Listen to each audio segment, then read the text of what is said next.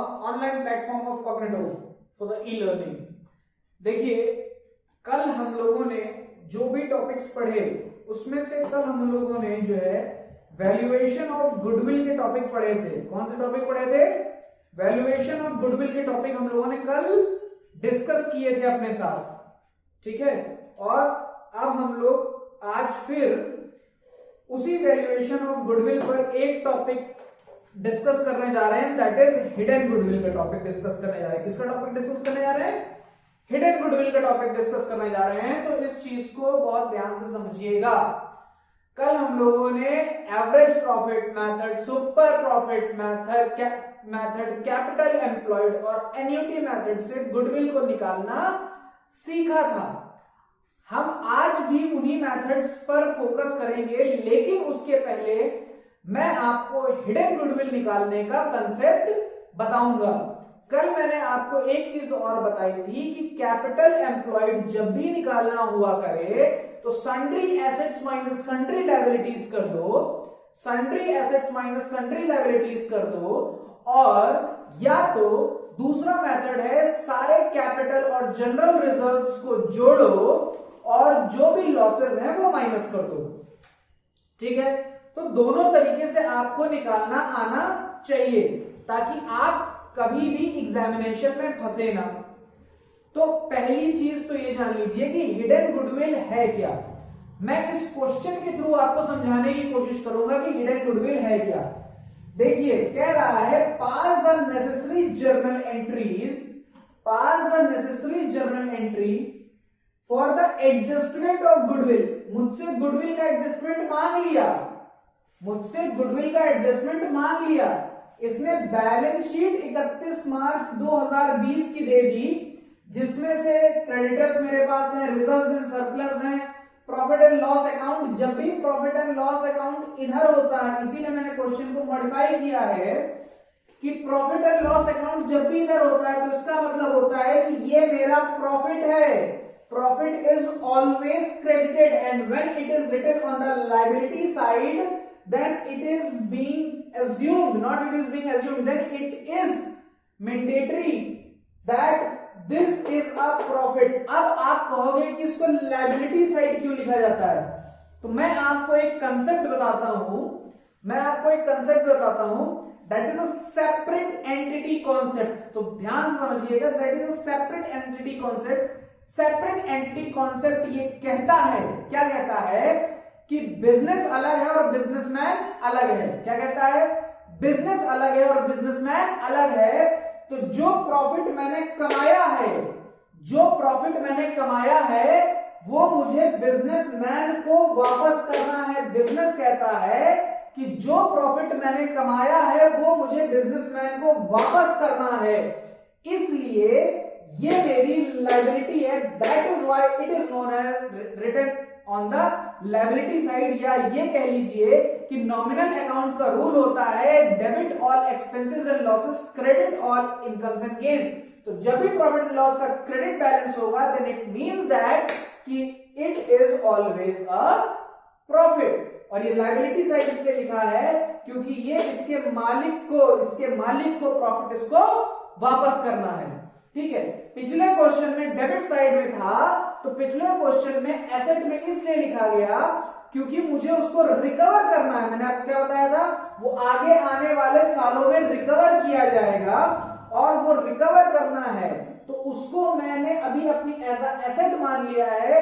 क्योंकि अगर मैं लायबिलिटी मान लेता उसको तो मुझे अपने मालिक को देना पड़ जाता, लेकिन नुकसान हुआ है तो मैं उस नुकसान की भरपाई करूंगा। That is why it is known written on the asset side of balance sheet।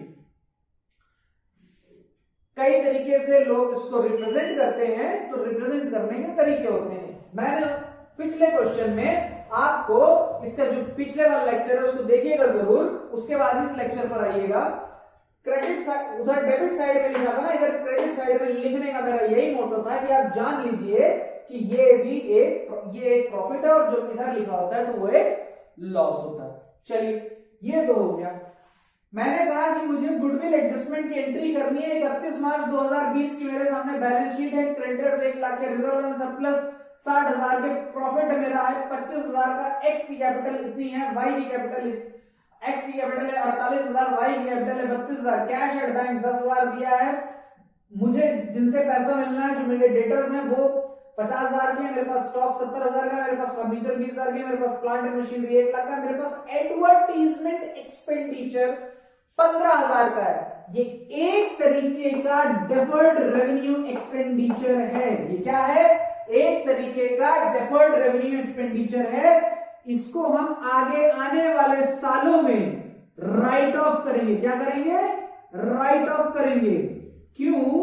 क्योंकि एडवर्टीजमेंट अगर मैंने किसी चीज का कराया है तो वो मेरा एक एक्सपेंस बन जाता है और उसको मुझे राइट ऑफ करना पड़ेगा, नहीं तो मैं अपने प्रॉफिट को कैसे जनरेट कर पाऊंगा। इसलिए एडवर्टीजमेंट एक्सपेंडिचर को राइट ऑफ किया जाता है, अपने प्रॉफिट से उसको राइट ऑफ किया जाता है। भाई एडवर्टीजमेंट आपने करा दिया, अब इसको किस बाजार में जाकर के बेचोगे ये बताओ। तुमने शाहरुख खान से एडवर्टीज करा दिया अपनी कंपनी का, अब शाहरुख खान को क्या बेच दोगे जाकर के? किस बाजार में शाहरुख खान को बेचोगे बताओ? नहीं ना। इसीलिए एडवर्टीजमेंट एक्सपेंडिचर को राइट ऑफ किया जाता है। तो इसीलिए एडवर्टीजमेंट एक्सपेंडिचर को हम एसेट मानते हैं और ये कहते हैं, इसको एसेट का ये एक तरीके का लॉस है और इसको कहते हैं कि हम आगे आने वाले सालों में तुमको राइट ऑफ करेंगे। ठीक है, क्लियर हो गई ये बात?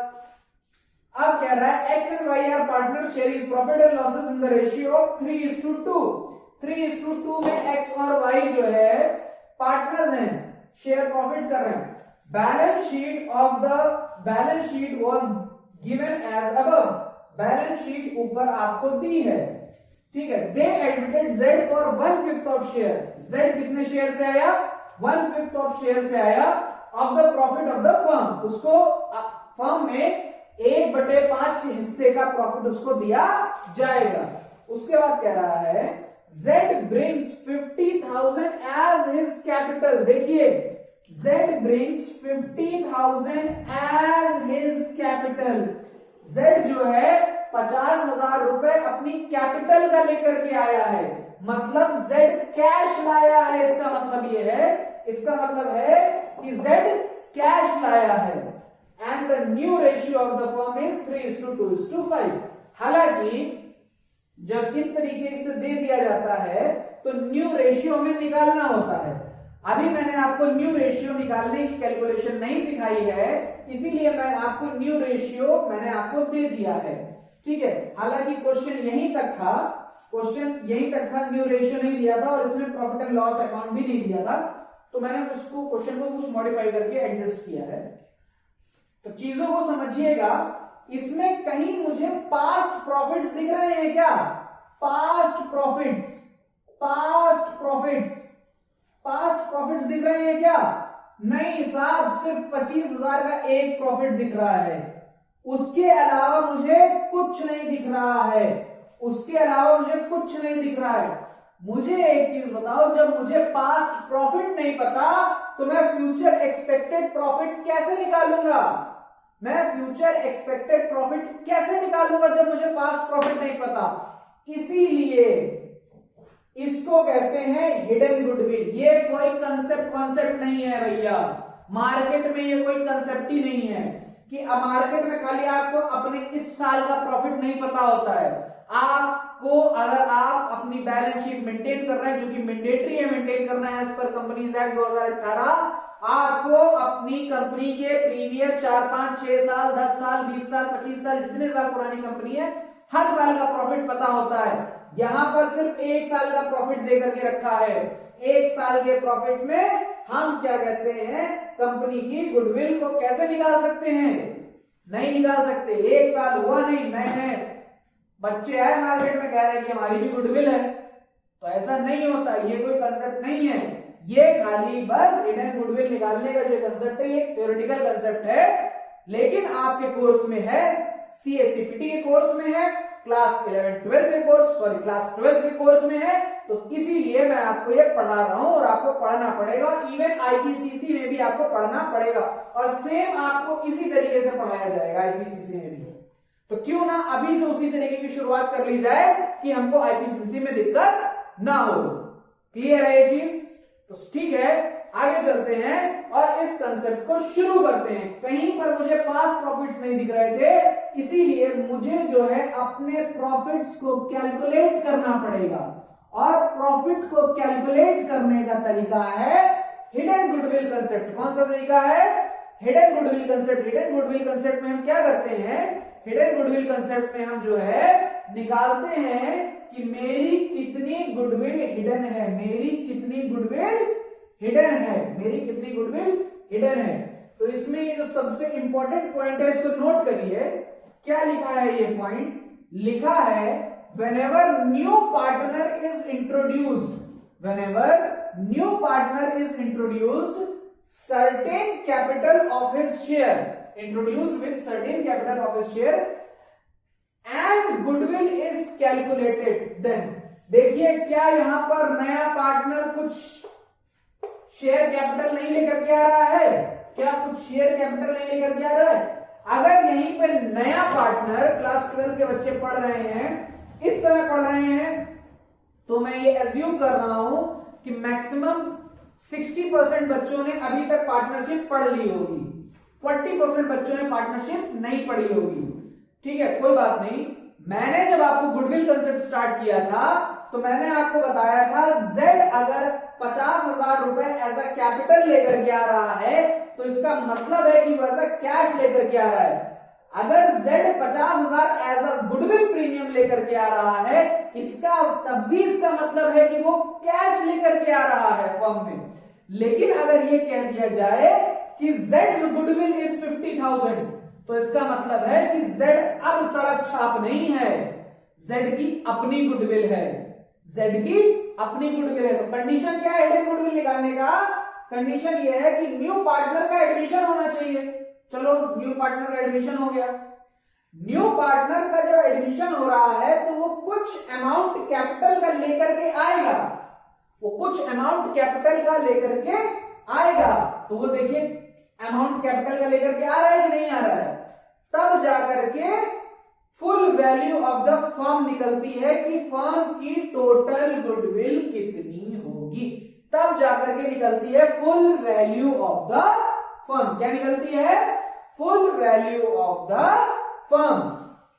तो चलिए full value of the firm अब हम निकालते हैं और क्वेश्चन को स्टार्ट करते हैं। तो देखिए calculate full value of the firm. तो सबसे पहले क्या है? Capital introduce upon share of partner.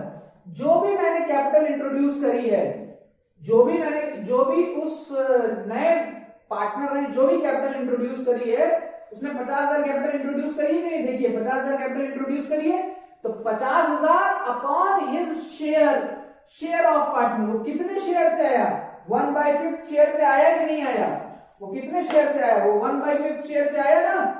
ये देखिए वो 1/5 शेयर से आया है।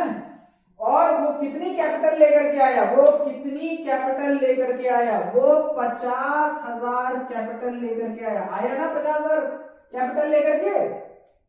वो 50,000 कैपिटल लेकर के आया। तो यहां पर कैपिटल इंट्रोड्यूस में 50,000 डिवाइडेड बाय 1/5 ये कर देंगे तो हमको फर्म की टोटल कैपिटल पता चल जाएगी।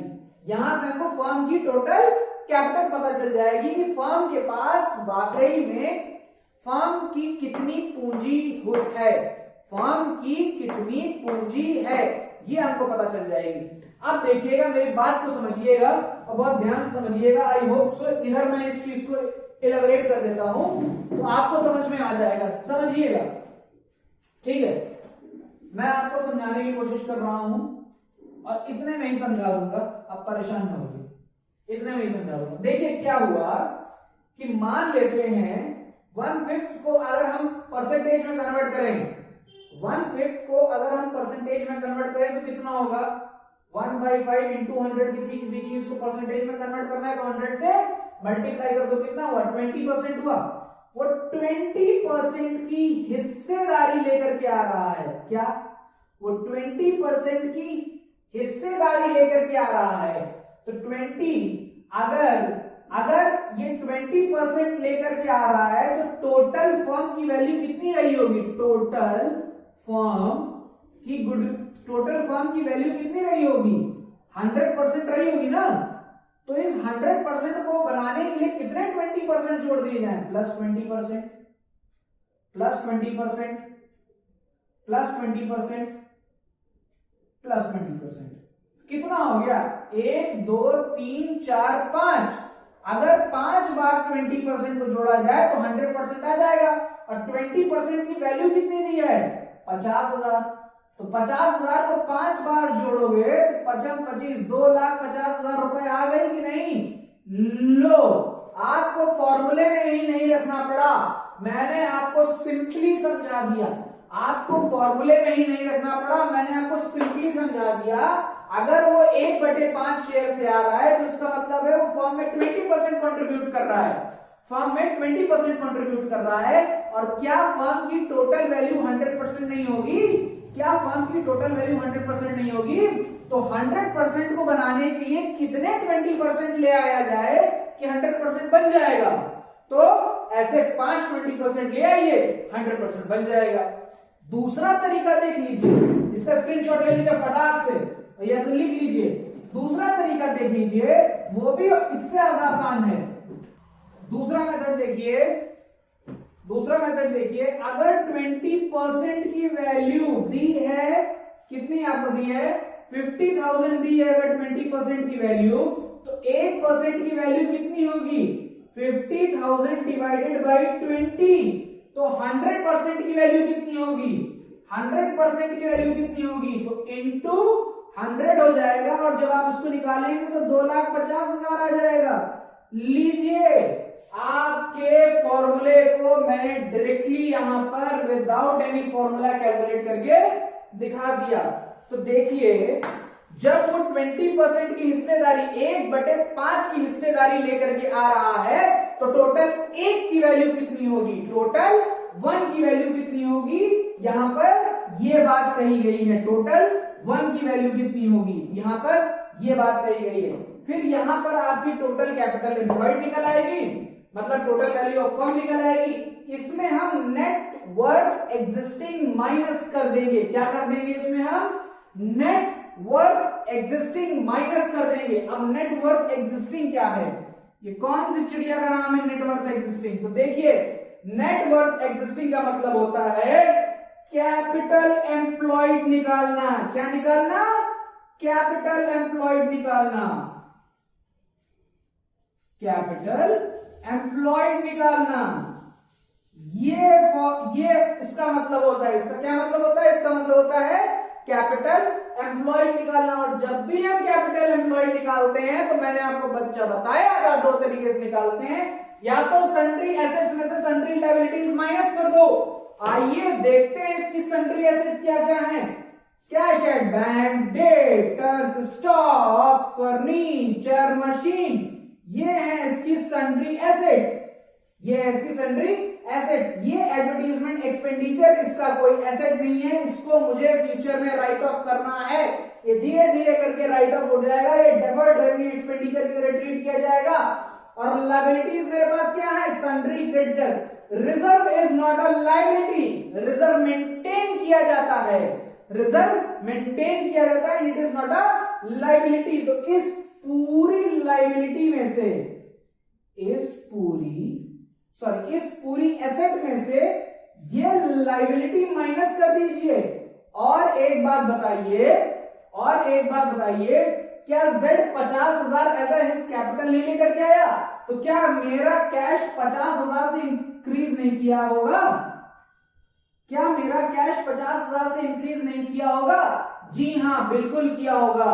तो इन सबको जोड़िए, उसमें 50,000 और जोड़िए, क्योंकि कैश में इंक्रीज हुआ है 50,000, और जब इंक्रीज हुआ है तो कैश टोटल 60,000 हो जाएगा। इसको सन्ड्री क्रेडिटर से माइनस कर दीजिए। दूसरा तरीका एग्जिस्टिंग पार्टनर्स कैपिटल ले लीजिए। ये रही एग्जिस्टिंग पार्टनर्स कैपिटल, ठीक है, मैं आपको बताता हूं। ये रही एग्जिस्टिंग पार्टनर्स कैपिटल, ये ले लीजिए, ये ले लीजिए। उसके बाद new partners capital. New partner कितने से आया है? 50,000 से आया है ना, तो न्यू पार्टनर्स कैपिटल भी ले लीजिए, न्यू पार्टनर्स कैपिटल ये भी ले लीजिए। फिर क्या कह रहा है, रिजर्व एंड सरप्लस को भी ले लीजिए, रिजर्व्स को ले लिया, ये रिजर्व एंड सरप्लस है। फिर क्या कह रहा है, लॉसेस को माइनस कर दीजिए।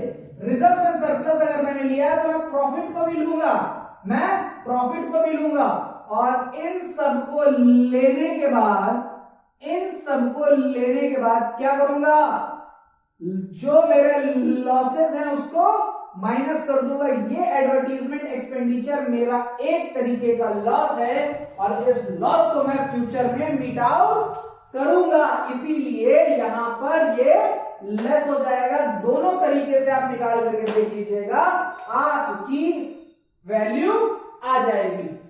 अब एक चीज हमेशा याद रखेंगे, note, non trade investment and goodwill appearing in the balance sheet is always less. इस पर भी मैं एक क्वेश्चन कराऊंगा, इस पर भी मैं क्वेश्चन कराऊंगा, ये मैंने आपको दोबारा नोट लिखाया है, ठीक है, इस पर भी मैं क्वेश्चन कराऊंगा। अच्छा, जो नॉन ट्रेड इन्वेस्टमेंट्स हैं, इनसे होने वाली इनकम, इनसे होने वाली इनकम को भी हम नॉन ट्रेड इनकम कहेंगे, को भी हम नॉन ट्रेड इनकम कहेंगे, और उसको अपनी इनकम में नहीं जोड़ेंगे, उसको हम अपनी इनकम में नहीं जोड़ेंगे। सीधी सी बात है, जो मेरे व्यापार का इन्वेस्टमेंट ही नहीं है, जो मेरे व्यापार का इन्वेस्टमेंट ही नहीं है, उसकी इनकम को हम कैसे जोड़ सकते हैं, और अगर जोड़ दिया है तो उसको माइनस करेंगे, और अगर जोड़ दिया है तो उसको हम माइनस करेंगे। तो मैं इस क्वेश्चन के माध्यम से आपको यह दिखाना चाहता था कि भैया इस क्वेश्चन में तो पास्ट प्रॉफिट्स दिए ही नहीं है, पास्ट प्रॉफिट्स दिए ही नहीं है, इस क्वेश्चन में पास्ट प्रॉफिट्स दिए ही नहीं है। जब पास्ट प्रॉफिट्स नहीं दिए हैं तब हमें हिडन गुडविल, और हमसे कहा जा रहा है कि एडजस्टमेंट ऑफ गुडविल करिए, हमसे क्वेश्चन चिल्ला चिल्ला के कह रहा है कि एडजस्टमेंट ऑफ गुडविल करिए। तो एडजस्टमेंट ऑफ गुडविल कैसे करेंगे, हम ऐसे करेंगे। ये पूरा एक मेथड है, इस मेथड को नोट डाउन कर लीजिए, और इसको मैं मिटाने जा रहा हूं क्योंकि मुझे अब यहां पर कैलकुलेशन का पार्ट करना है, ठीक है, इसको मैं मिटा दूंगा। ऑलराइट, तो देखिए, calculate full value of firm. Full value of firm कैसे निकलेगी, कैपिटल इंट्रोड्यूस्ड, कैपिटल कितनी इंट्रोड्यूस हुई है, कैपिटल कितनी इंट्रोड्यूस हुई है, 50,000 हुई है। 50,000 को डिवाइड कर दो 1/5 से, तो ये होगा 50,000 इंटू 5, ये हो जाएगा 2,50,000। 2,50,000 आ गई मेरी total capital of the firm. इसमें से कैपिटल एम्प्लॉयड को माइनस कर दो, existing partners capital, existing partners capital कौन कौन है, existing partners, x capital, vice capital, कितनी है एक्स और वाई की कैपिटल, 48,000, और कितनी है 32,000। New partners capital, new partner कौन है, न्यू पार्टनर है जेड, तो Jades partners capital, Jades capital, Z की कैपिटल कितनी है, जेड की कैपिटल कितनी है 50,000। कोई रिजर्व एंड सरप्लस है तो उनको ऐड कर दीजिए, कितने हैं रिजर्व एंड सरप्लस, कितने हैं रिजर्व एंड सरप्लस, देखिए 60,000 का एक रिजर्व एंड सरप्लस है। दूसरी चीज ऐड कर दीजिए प्रॉफिट को, कितना प्रॉफिट है 25,000 का, और लेस कर दीजिए लॉसेस को, कौन सा लॉसेस है, एडवर्टीजमेंट एक्सपेंस का लॉसेस है, एडवर्टीजमेंट एक्सपेंडिचर का लॉसेस है, कितना है 15,000। निकालिए इसको, निकालिए कितना आएगा, ये हो गया 80, 130, 190, 215 में से 15 माइनस करो, 2 लाख रुपए। तो हमारी जो है नेटवर्थ एग्जिस्टिंग कितने की आई, 2 लाख रुपए की आई। अब इसको हम माइनस कर देंगे तो कितना आया? 50,000। यही है 50,000 हिडन गुडविल। यही है 50,000 हिडन गुडविल। यही है हिडन गुडविल। यही है हिडन गुडविल। अब आप कहेंगे, इसको मैं मिटा दे रहा हूं, अब आप कहेंगे कि सर इससे तो निकल आया, उससे भी निकाल करके दिखा दीजिए। तो देख लीजिए, आप उससे भी देख लीजिए, आप उससे भी देख लीजिए, क्योंकि आपको तो जो है कुछ होता ही नहीं है ना। चलिए, इससे निकल आया ना। अब इसको मैं रब कर दे रहा हूं, ठीक है, इसको मैं रब कर दे रहा हूं। Sundry assets minus sundry liabilities करके दिखाई दे रहा हूं, ठीक है, sundry assets minus sundry liabilities करके दिखाई दे रहा हूं। वो आपने स्क्रीनशॉट ये नोट कर लिया हो, that is very good. Sundry assets क्या है मेरे पास? एसेट्स, मेरे पास है कैश। कितना है? 10,000 है, प्लस 50,000 है, क्योंकि नया कैपिटल इंट्रोड्यूस्ड हुआ है तो मेरा कैश बढ़ा है। 60,000 मेरा कैश हो गया। डेटर्स कितने के हैं मेरे पास? 50,000 के। स्टॉक कितने का है मेरे पास? 70,000 का। फर्नीचर कितने का है मेरे पास? 20,000 का।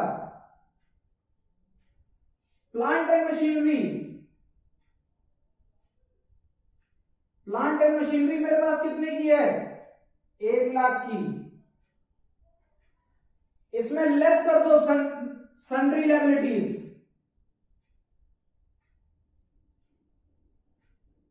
सन्ड्री लायबिलिटीज में क्या था? क्रेडिटर्स था कि नहीं था? सन्ड्री क्रेडिटर्स था ना, सन्ड्री क्रेडिटर्स। सन्ड्री क्रेडिटर्स कितना? 1 लाख रुपए से सन्ड्री क्रेडिटर्स था ना, इसको लेस कर दो, देखो कितना आया। ये 1 लाख से 1 लाख तो कैंसिल हो गया, इसको ऐड करो। 7 2 9 और 6 5 11, 1,10,000 प्लस 90,000, 2 लाख। लो, नेटवर्थ एग्जिस्टिंग फिर मेरे पास उतनी ही आ गई। नेटवर्थ एग्जिस्टिंग कितनी आ गई मेरे पास? नेटवर्थ एग्जिस्टिंग 2 लाख की आ गई कि नहीं आ गई? इसको लेस कर दीजिए, कितना बचा? 50,000। ये निकल करके आ गई आपकी हिडन गुडविल। ये है गुडविल ऑफ द फर्म। ये क्या है? Goodwill of the firm. क्या आपको यहां तक ये चीज समझ में आई? क्या आपको यहां पे ये चीज समझ में आई कि दोनों तरीके से मैं गुडविल निकाल सकता हूं? जी हां, बिल्कुल निकाल सकता हूं। अब कह रहा है pass the necessary journal entry for the adjustment of goodwill. कह रहा है कि जर्नल एंट्री को पास करिए for the adjustment of goodwill. तो फिर मैं इस पार्ट को मिटा रहा हूं और अब मैं कैलकुलेशन ऑफ गुडविल करने जा रहा हूं और उसकी एंट्री पास करने जा रहा हूं। ठीक है, कोई दिक्कत नहीं ना? चलिए देखिए, calculation of adjustment of goodwill, hidden goodwill concept लिखिए ना। इसके बाद मैं आपको न्यू प्रॉफिट शेयरिंग रेशियो एनपीएसआर पढ़ाऊंगा। इसके बाद मैं आपको एनपीएसआर पढ़ाऊंगा और एनपीएसआर इस वजह से पढ़ाऊंगा क्योंकि अब आपके क्वेश्चन बिना एनपीएसआर के सॉल्व नहीं होंगे, क्योंकि अब आप बहुत आगे निकल चुके हैं। अब आपके क्वेश्चन बिना एनपीएसआर के नहीं सॉल्व होंगे। Calculation of adjustment of goodwill,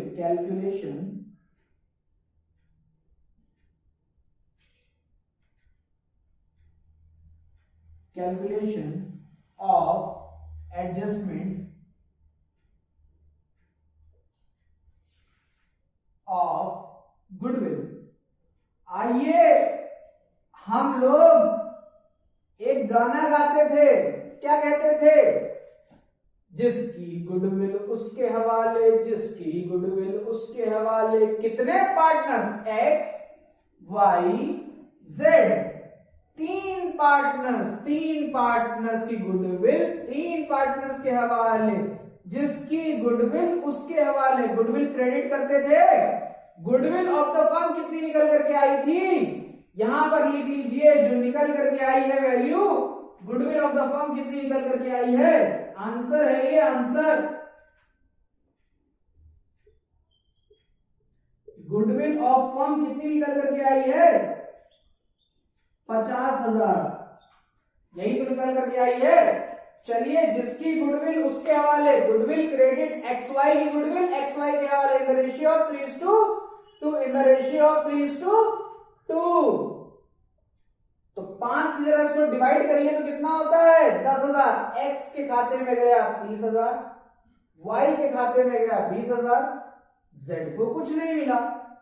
अब सबकी गुडविल सबके हवाले, गुडविल डेबिट 50,000 की गुडविल न्यू रेशियो में हवाले 3:2:5, कितना हुआ 10, डिवाइड करिए 5,000 है, 5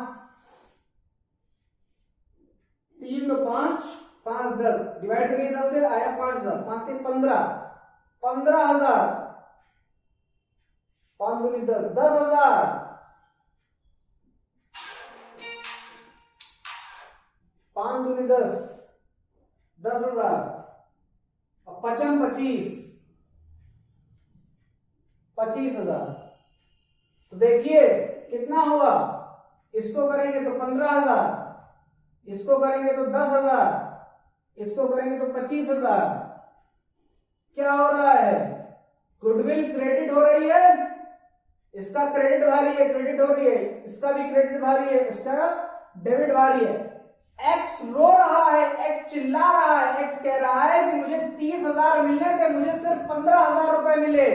तो फर्म कहेगी परेशान मत हो, मैं तुम्हें 15,000 रुपए दूंगी, मैं तुम्हें 15,000 रुपए दूंगी। वाई से कह रही है, वाई कह रहा है कि मुझे 20,000 मिलने थे, मुझे सिर्फ और सिर्फ 10,000 रुपए मिले हैं। तो फर्म कहेगी परेशान ना हो, तुमको भी मैं 10,000 दूंगी, तुम दोनों मेरे क्रेडिटर बन जाओ, तुम दोनों मेरे क्रेडिटर बन जाओ। अगर पुरानी क्लास याद आ गई हो तो तुम दोनों मेरे क्रेडिटर बन जाओ। जेड कह रहा था कि मुझे तो कुछ मिलना ही नहीं था, मुझे 25,000 मिल गया। तो फर्म ने कहा तू इतना उछल मत, तू डेटर बन जा, तू डेटर बन जा और इन दोनों को कॉम्पनसेट कर दे।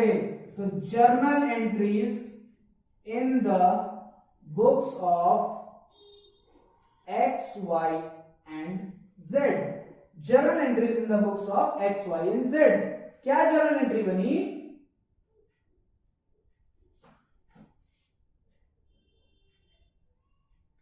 Z's capital account debit,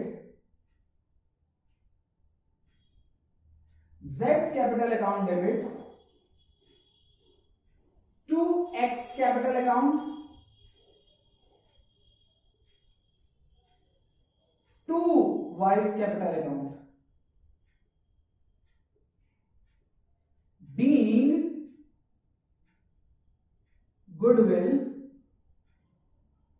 adjusted। कितने से, 25,000, एक्स को कितना देगा 15,000 और वाई को कितना देगा 10,000। और क्या हुआ, वो कैश भी तो लाया है, वो कैश भी तो लाया है। एंट्री करेंगे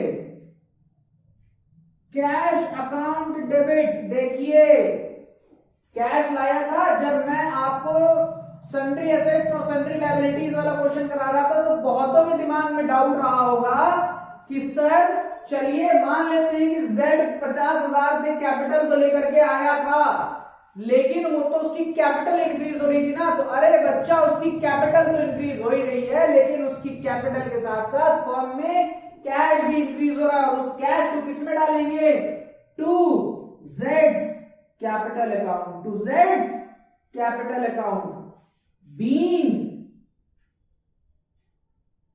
cash bring in by Z, कितना 50,000। ये लीजिए एंट्रीज हो गई। आई होप ये क्वेश्चन आपको समझ में आया होगा, नहीं आया होगा तो बहुत मार मारेंगे, क्योंकि कल मैं आपको न्यू प्रॉफिट शेयरिंग रेशियो पढ़ाऊंगा और न्यू प्रॉफिट शेयरिंग रेशियो के साथ साथ कल से आप समझ लीजिए कि अब आपके मतलब मैक्सिमम डाउट खत्म हो जाने चाहिए, क्योंकि अब न्यू प्रॉफिट शेयरिंग रेशियो के बाद मैं आपको सीए के बच्चों को होमवर्क दूंगा, 12th के बच्चों को होमवर्क दूंगा और उन्हें करके आना है। 12th के बच्चे जिसके पास भी टीएस गिरेवाल नहीं है वो टीएस गिरेवाल खरीद ले। और सीए सीपीटी के बच्चों आपको कुछ नहीं, आपको सिर्फ और सिर्फ मॉड्यूल के क्वेश्चंस उठाने हैं। जहां पर भी मॉड्यूल के क्वेश्चंस में, जब मेरे पास पुराना मॉड्यूल है, मैंने नया मॉड्यूल सीडीएस की साइट से ऑर्डर किया है, अभी आने में थोड़ा टाइम लगेगा, तो जब तक नया मॉड्यूल नहीं आ रहा है आप लोग समझदार हैं, मॉड्यूल से क्वेश्चन उठाइए, मॉड्यूल से क्वेश्चन उठाइए और मॉड्यूल से ही क्वेश्चन सॉल्व करिए, आपको कहीं और जाने की जरूरत नहीं है। ओके, तो हिडन गुडविल का कंसेप्ट आई होप सो आपको समझ में आया होगा। ये कोई कंसेप्ट नहीं है, ये मार्केट में सिर्फ और सिर्फ मार्केट में ऐसा कोई कंसेप्ट नहीं है, यहां पर ये थ्योरेटिकल कंसेप्ट है, इसलिए मुझे आपको पढ़ाना पड़ा और हिडन गुडविल पर आपसे क्वेश्चन भी पूछे जाएंगे। ठीक है, याद दिलाइएगा कि मुझे आपको जो है नॉन ट्रेड इन्वेस्टमेंट वाला क्वेश्चन कराना है और goodwill appearing in the balance sheet वाला क्वेश्चन भी कराना है, वो वाला क्वेश्चन भी मैं आपको कराऊंगा। और क्या कहते हैं, आपको कल न्यू प्रॉफिट शेयरिंग रेशियो के बाद वो सारे क्वेश्चंस कराए जाएंगे। तो जिसको भी ये क्वेश्चन नहीं समझ में आया प्लीज एक बार वीडियो को रीवॉच कर लीजिएगा और अभी तक जितने भी वीडियोस पड़े हैं गुडविल कंसेप्ट पर, सारे के सारे वीडियोस देखने के बाद ही ये वीडियोस देखिएगा, अदरवाइज आपको समझ में नहीं आएगा। Okay, so stay tuned with the cognitive for the e learning.